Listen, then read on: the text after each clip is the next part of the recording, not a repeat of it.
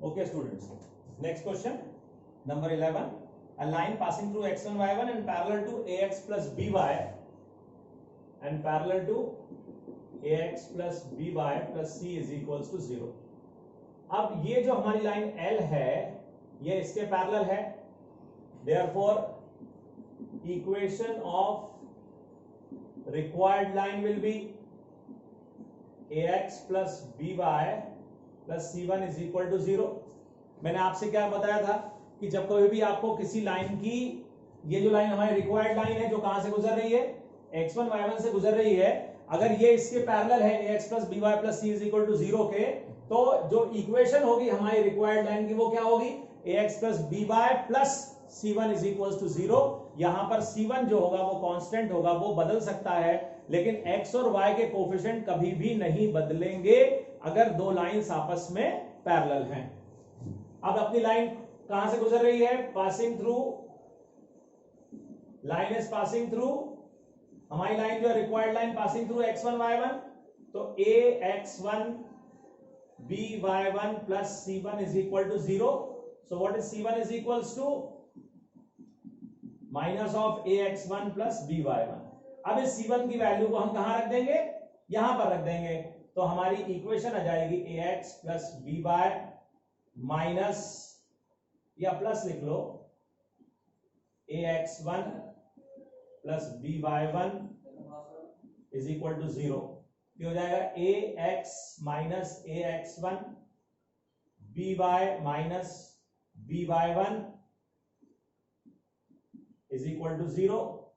So ax minus x1 by minus y1 is equal to 0. So this will be the equation of the line, required line, which is parallel to this line and passing through x1 y1. If this, इसके parallel कोई भी line लिखना होगा तो पूरी equation ऐसी की ऐसी लिखा जाएगी, बस सिर्फ अंतर क्या होगा, देखो पूरी वैसी की वैसी लिखा जाएगी, बस c की जगह पर हम क्या लिखेंगे, c1 लिखेंगे, c की जगह पर क्या लिखेंगे, c1 लिखेंगे. तो c1 की वैल्यू कैसे मिलेगी, c1 की वैल्यू जो हमें कंडीशन दी गई है उससे मिलेगी. कंडीशन क्या दी गई है, हमारी लाइन कहां से गुजर रही है, हमारी लाइन x1 y1 से गुजर रही है, तो अगर मैं x1 y1 रख दूंगा कौन सी लाइन में, हमारी रिक्वायर्ड लाइन में, इसमें x की जगह पर x1 और y की जगह पर y1 रख दूंगा, तो मुझे c1 की वैल्यू मिल जाएगी, और उसी c1 की वैल्यू को मैं कहां रख दूंगा, I will substitute in the equation of the required line and you will get this form. So in this way, this was question number 11 which we had discussed just now. Now let's move on to question number 12. In the question number 12, two lines passing through the point 2, 3.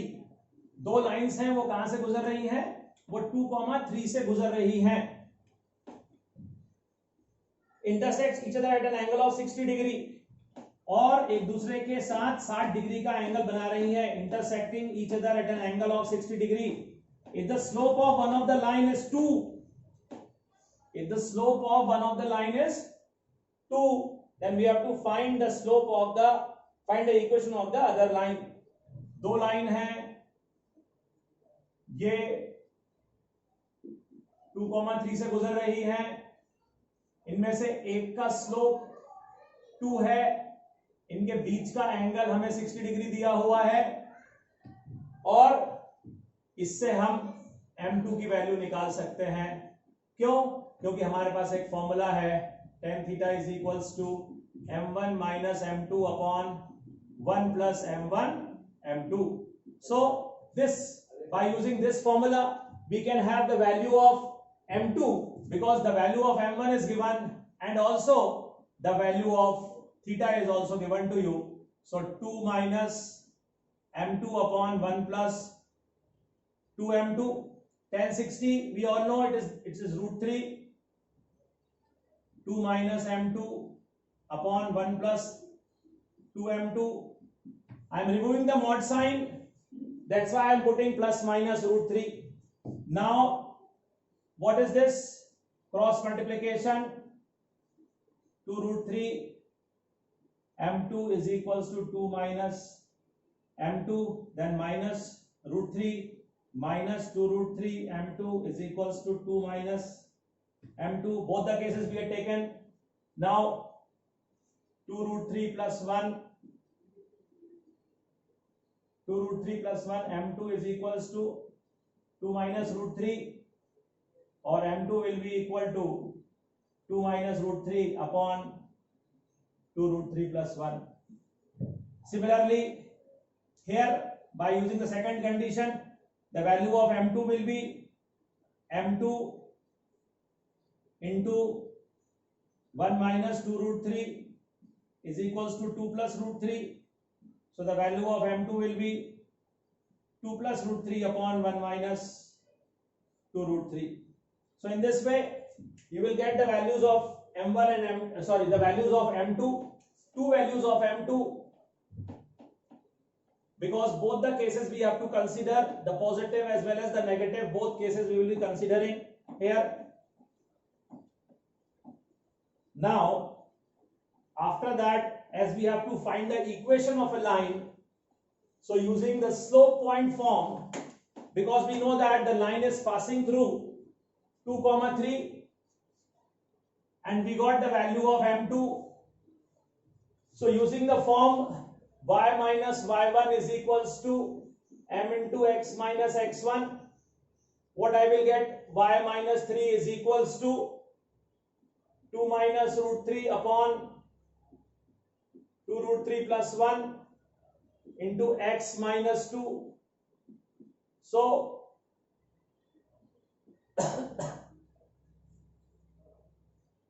y minus 3 into 2 root 3 plus 1 is equals to 2 minus root 3 into x minus 2. Similarly, when we use the same formula, so you will get y minus 3 is equals to the second value of m2, 2 plus root 3 upon 1 minus 2 root 3 into x minus 2, and what you will get? Y minus 3 into 1 minus 2 root 3 is equals to 2 plus root 3 into x minus 2. So these forms we will be getting, and then after simplifying these forms, we will have the value, the equation of the line. For example, when you simplify this, y into 2 root 3 plus 1 minus 6 root 3 minus 3 is equals to x into 2 minus root 3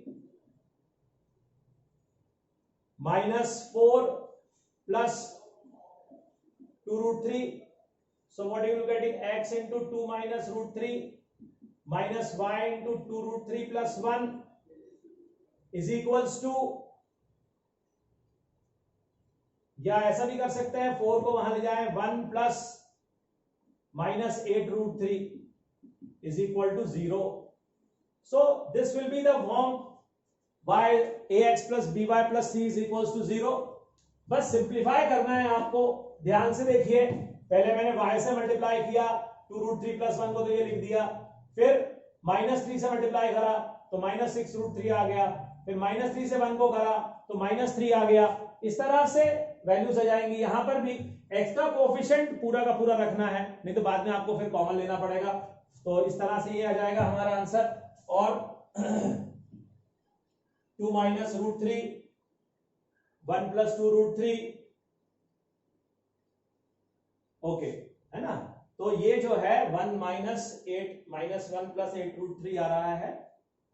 it will do, no problem. 2 plus root 3 इसको भी करेंगे, अगर अपन इसको simplify करेंगे तो ये भी ऐसे ही आ जाएगा इस तरह से. तो ये दोनों आप अपने आप कर सकते हैं. Now let's move on to the next question.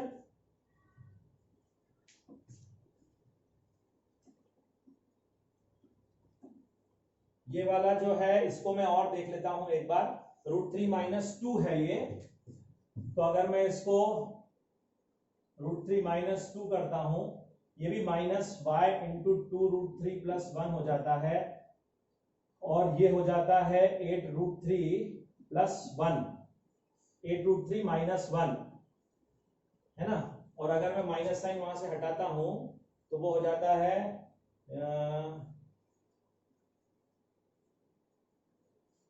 -1, okay, 2 minus root 3 और 1060 2 माइनस m2 1 प्लस ये हो गया आपका √3 plus 2√3 and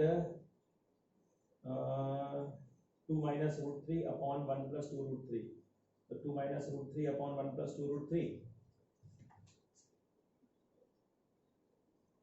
I think problem तो नहीं लग रही है, minus this then x into 2 minus √3 minus 4 है ना, ये इधर आ गया, x इधर ही है, अच्छा x इधर है, y इधर आया है, तो ये चेंज हो जाएगा ना, ये गड़बड़ हो गई है, this and this will shift to this side, minus, तो it will be plus 8√3 and this will be minus 1, okay, so finally you will get and √3 minus 2x plus y into 2√3 plus 1 is equals to 8√3 minus 1. So actually what I am trying to do, I am just trying to giving you the answer which is given at the back of your NCERT books. That's why I am fighting for the answer. But no problem if you are writing this answer. So this is also correct. No need to go for the answer given at the back of the NCERT. Similarly, when you simplify this, then you will get the result of the next question also. Next part also. So 2 answers you will be getting. Now let's move on to the next question. The next question is,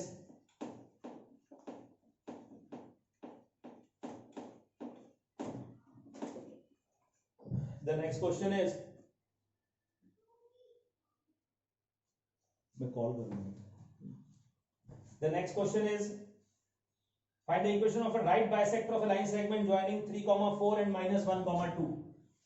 Line segment joining 3, 4 and minus 1, 2. Right bisector मतलब आपको इसकी equation लिखनी है, ठीक है ना। Right bisector मतलब होता है परपेंडिकुलर बाइसेक्टर, राइट बाइसेक्टर का मतलब होता है परपेंडिकुलर बाइसेक्टर। तो बाइसेक्टर अगर है तो अगर ये A है ये B है तो ये C होगा, तो C क्या होगा, C is the mid point of AB। तो C के कोऑर्डिनेट कैसे आएंगे, 3 माइनस 1/2 4 प्लस 2/2, याद होगा आपको, x1 plus x2/2 and y1 plus y2/2, ये करके हमने C के कोऑर्डिनेट निकाल लिए। अब हमें क्या करना है, अब हमें स्लोप ऑफ AB लिखना है। स्लोप ऑफ AB कैसे लिखेंगे, y2 minus y1 upon x2 minus x1 minus 2 upon minus 4 that is 1/2। तो स्लोप ऑफ L जो है वो अगर हम m मान लेते हैं तो क्योंकि ये दोनों लाइन परपेंडिकुलर है इसीलिए m into 1/2 is equal to -1, so the value of m is -2। देखो बच्चों डायरेक्टली भी स्लोप लिखा जा सकता है। अगर आपने इस लाइन का स्लोप निकाल लिया, AB का स्लोप निकाल लिया, तो उसका नेगेटिव रेसिप्रोकल कर दो तो L का स्लोप आ जाएगा। नेगेटिव रेसिप्रोकल मतलब क्या करना है आपको स्लोप निकाल करके और उसका रेसिप्रोकल कर दो और माइनस का निशान लगा दो। जैसे मेरी स्लोप आई 1/2, मैंने उसे रेसिप्रोकेट करा 2 आ गया और उसमें माइनस का निशान लगा दिया तो वो हो गई -2। अब मुझे स्लोप मालूम है, कहां से मेरी लाइन गुजर रही है वो भी मालूम है, तो मैं y minus y1 is equals to m into x minus x1 करके और मैं फॉर्मूला लगा करके और मैं इक्वेशन लिख सकता हूं डायरेक्टली। मेरी लाइन जहां से गुजर रही है, मेरी लाइन C पॉइंट से गुजर रही है, C के कोऑर्डिनेट 1, 3 आ गए। मेरी लाइन जो है वो AB के परपेंडिकुलर है, तो AB के स्लोप की मदद से मैंने अपनी लाइन का स्लोप निकाल लिया और मैंने स्लोप पॉइंट फॉर्म लगा दिया। स्लोप पॉइंट फॉर्म लगाने के बाद में directly y minus y1 is equals to m into x minus x1 करके अपना आंसर आ गया। नेक्स्ट क्वेश्चन है question number 14, find the coordinates of the foot of perpendicular from -1, 3 foot of perpendicular. अब ये देखिए फुट ऑफ परपेंडिकुलर क्या होता है, coordinates of foot of perpendicular. बड़ा अच्छा कंसेप्ट समझेंगे आप यहां पर भी कि किस प्रकार से दो लाइंस जब इंटरसेक्ट होती हैं तो उनका पॉइंट ऑफ इंटरसेक्शन निकाला जाता है। बहुत अच्छा कंसेप्ट है। ये अलग बात है कि आपको पता है ये कंसेप्ट कि अगर दो लाइन इंटरसेक्ट कर रही हैं तो उनका पॉइंट ऑफ इंटरसेक्शन कैसे आएगा। जब दो लाइंस इंटरसेक्ट कर रही हैं तो उनका पॉइंट ऑफ इंटरसेक्शन उन दोनों इक्वेशंस को सॉल्व करके आएगा। क्योंकि वो दोनों इक्वेशंस कैसी रहेंगी, वो दोनों इक्वेशंस लीनियर इक्वेशंस रहेंगी, क्योंकि लाइन की इक्वेशन कैसी होती हैं, लाइन की इक्वेशन लीनियर होती हैं। तो लीनियर इक्वेशंस को सॉल्व करेंगे तो पॉइंट ऑफ इंटरसेक्शन आ जाएगा। ये हमसे कह रहा है we have to find the coordinates of foot of perpendicular from -1,3। -1,3 से जो परपेंडिकुलर डाला गया है उसके कोऑर्डिनेट्स बताइए। मैंने कहा कि वो x1 y1 है, फुट ऑफ परपेंडिकुलर बोलते हैं उसको। किस लाइन के ऊपर, 3x - 4y - 16 = 0। किस लाइन के ऊपर डाल रहे हैं अपन, foot of perpendicular. Foot of perpendicular कहां पर लाई कर रहा है, लाइन 3x - 4y - 16 पर लाई कर रहा है। इसे कहेंगे फुट ऑफ परपेंडिकुलर, जिसे कोऑर्डिनेट्स अपन ने क्या माने, x1 y1। ठीक, सबसे पहले मैं इसका स्लोप निकाल लेता हूं। स्लोप ऑफ L मैंने क्या बताया था फॉर्मूला, स्लोप का फॉर्मूला क्या बताया था मैंने, -a/b बताया था। तो -3/-4 मतलब क्या हो गया, 3/4 स्लोप ऑफ L। अब मैं क्या बोल रहा हूं, मुझे स्लोप किसका चाहिए, मुझे मेरी लाइन का स्लोप चाहिए। देयरफॉर स्लोप ऑफ, मान लो ये लाइन कैसी है, n है, इसको n मान लिया, तो slope of n will be, मैंने क्या बताया, नेगेटिव रेसिप्रोकल बता दो। डायरेक्ट लिखा है मैंने यहां पर, l का स्लोप है मेरे पास 3/4। कैसे निकाला, इस फॉर्मूले से निकाल लिया। तो n का स्लोप क्या होगा, n कैसी लाइन है, जो n लाइन है l के परपेंडिकुलर है, तो उसका नेगेटिव रेसिप्रोकल कर दो। 3/4 का 4/3 कर दो और माइनस का निशान लगा दो, तो -4/3 हो गया। अब ये कहां से गुजर रही है, ये -1,3 से गुजर रही है। Therefore equation of line n, तो y - y1 = m × x - x1। -1 है ये, तो माइनस करूंगा तो नहीं आया समझ में, ऐसे तो ये जाएगा 3y - 9 = -4x - 4, है ना, x + 1 हो जाएगा ना, x + 1 को -4 से इंटू करेंगे तो ये हो जाएगा 4x + 3y, क्या 4x + 3y, 4x + 3y - 5 = 0, ऐसे। ठीक है, 4x + 3y - 5 = 0। अब मैं आपको एक तरीका बताया था मैंने कि अगर डायरेक्टली परपेंडिकुलर लाइन की इक्वेशन लिखना है, डायरेक्टली लिखना है तो कैसे लिखेंगे अपन। परपेंडिकुलर लाइन की इक्वेशन अगर आपको डायरेक्टली लिखना है तो इतना सब नाटक करने की जरूरत नहीं पड़ेगी। मैंने आपको इसके पहले वाले वीडियो में भी बताया था कि अगर आपको परपेंडिकुलर लाइन की इक्वेशन लिखना है तो आप डायरेक्टली लिख सकते हो। देखो कैसे बताता हूं मैं आपको, ये इतना काम कर लिया अपन ने यहां पर। अब मेरी लाइन है 3x - 4y - 16, है ना, = 0। ये गिवन लाइन है, ये गिवन लाइन है L। ठीक, समझना इस बात को है। अब मुझे रिक्वायर्ड लाइन कौन सी है मेरी, n, उसकी इक्वेशन लिखना है। और वो कैसी है, n जो है L के परपेंडिकुलर है। n कैसी है, L के परपेंडिकुलर है। तो मैंने आपको क्या बताया था, ये -4 को तो ऐसे का ऐसे यहां ले जाओ, जैसा -4 है वैसे ही ले जाओ, यहां पर x का कोएफिशिएंट बना दो, और जो x का कोएफिशिएंट है उसका साइन चेंज करके यहां पर लिख दो। क्या किया मैंने, y का कोएफिशिएंट -4 था, उसको वैसे का वैसे ही वहां ले गया, और जो x का कोएफिशिएंट है 3, उसका साइन चेंज करके मैंने यहां पर लिख दिया -3y। लेकिन c अभी नहीं लिख सकते हम, क्योंकि c तो अब आएगा, क्योंकि हमारी लाइन कहां से गुजर रही है, -1,3 से गुजर रही है। तो इस तरह से जो मेरा c है उसकी वैल्यू हो गई, ये 4 हो गया, 4 - 9 कितना होता है, -5, तो कितना हो जाएगा 5। तो c की वैल्यू 5 आ गई। तो मेरी रिक्वायर्ड इक्वेशन हो गई, equation of n will be -4x - 3y + 5 = 0, और 4x + 3y - 5 = 0। देखिए ये वही वैल्यू आ गई, दोनों इक्वेशन क्या आ गई, सेम आ गई। ठीक है, ऐसे भी आप दूसरा तरीका भी तैयार कर सकते हैं, दूसरे तरीके की मदद से भी आप इक्वेशन लिख सकते हैं। अब बात आ रही थी फुट ऑफ परपेंडिकुलर की, तो फुट ऑफ परपेंडिकुलर क्या है? Foot of perpendicular is the foot of perpendicular is the point of intersection of line L and line N. Therefore, how we can get it by simply solving these two linear equation, and the equations are 3x minus 4y minus 16 is equals to 0. So you all know how to simplify these two equations. मैं एक बार revise करा देता हूं। By equating the coefficient, to all remember the method, equating the coefficient and when you equate the coefficient you will have y term get cancelled. What is this? This will be 68, so the value of x is 68 upon 25. Now substituting, x is equals to 68 upon 25 and you will be getting the value of y equal to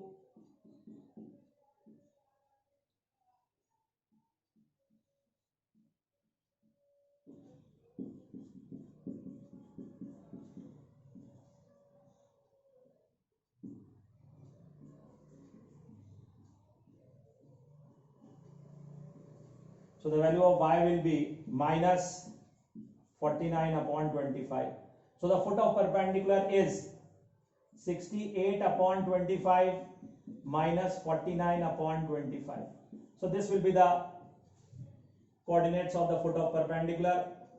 Very important concept, and you must know, go through this question, very important question. So the line is perpendicular to the given line. So the given line is 3x minus 4y minus 16. So the equation of the perpendicular line will be just writing the coefficient of y as it is with x, and changing the sign of the coefficient of x to write with y, plus c is equals to 0. Now the line is passing through minus 1 comma 3, so the value of c we got equals to 5. That c will substitute here, and then you will get the equation of the line perpendicular to the given line. Now we will solve these two lines. When we solve the equation of these two lines, you will get the point of intersection. Very important concept. You must go through these questions. They are very important questions from examination point of view, and this chapter is also very important because this is the last chapter, the last year for coordinate geometry. After that you will be having three-dimensional geometry. So now let's move on to the next question. The perpendicular from the origin to the line y is equal to mx plus c meets it at the point minus 1 comma 2. एक y is equal to mx plus c line है, उस पर एक perpendicular origin से आ रहा है, और वो कहां पर मिल रहा है? वो मिल रहा है माइनस 1 कॉमा 2 पर। लाइन पर कहां मिल रहा है? माइनस 1 कॉमा 2 पर। हमें m और c की वैल्यूज बतानी है। We have to find the values of m and c. तो सबसे पहली चीज कि वो कहां पर मिल रहा है? वो मिल रहा है minus 1 comma Y is equal to M X plus C हमारी लाइन है, और वो कहां पर मिल रही है? माइनस 1 कॉमा 2 पर मिल रही है। तो इस तरह से आप अगर हम देखें तो 2 y is equals to mx plus c, the value of this will not do.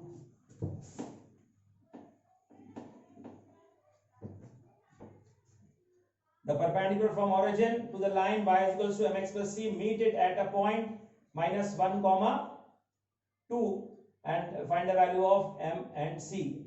So x upon a plus y upon b is equals to 1, that is minus 1 upon a plus 2 upon b is equals to 1, minus b plus 2a is equals to ab. No, this will also not do. We have to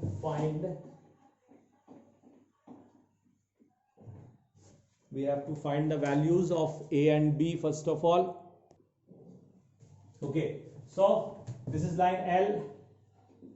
Slope of OA, because this point, coordinate of this point is given to you, coordinate of origin is known to us. So y2 minus y1 upon x2 minus x1, that is minus 2. Slope of OA, so slope of L will be what? This is our line L, this is our line L. तो perpendicular है ये line हमारी इस OA के perpendicular है, इसलिए slope क्या होगा L का स्लोप होगा 1/2. नेगेटिव रेसिप्रोकल 2 का रेसिप्रोकल 1/2, नेगेटिव -2 का प्लस हो जाएगा, इसीलिए नेगेटिव का नेगेटिव पॉजिटिव होता है, इसीलिए 1/2. अब स्लोप आ गई, therefore m is equals to क्या आ गया 1/2. ठीक है, m की वैल्यू क्या आ गई 1/2. क्यों? क्योंकि स्लोप ही यहां पर m है. यहां पर y is equal to mx plus c में m क्या है? m is the slope. Okay, now y is equals to mx plus c. Line is passing through -1, 2.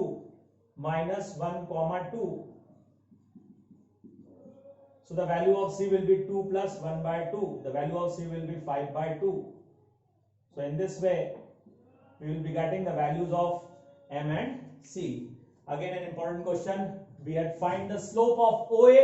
First of all, we have find the slope of OA, because if you get the slope of OA, then the line, the required line y is equal to mx plus c is perpendicular to OA.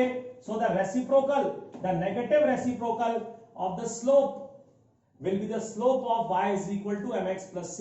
y is equal to mx plus c का slope क्या होगा? y is equal to mx plus c का slope होगा OA के slope का negative reciprocal. OA के slope का negative reciprocal हो जाएगा. और यहां पर स्लोप क्या है? यहां पर स्लोप m है, इसीलिए इस तरह से इसको अपन कह सकते हैं. Now let's move on to the next question, and the question is, if P and Q are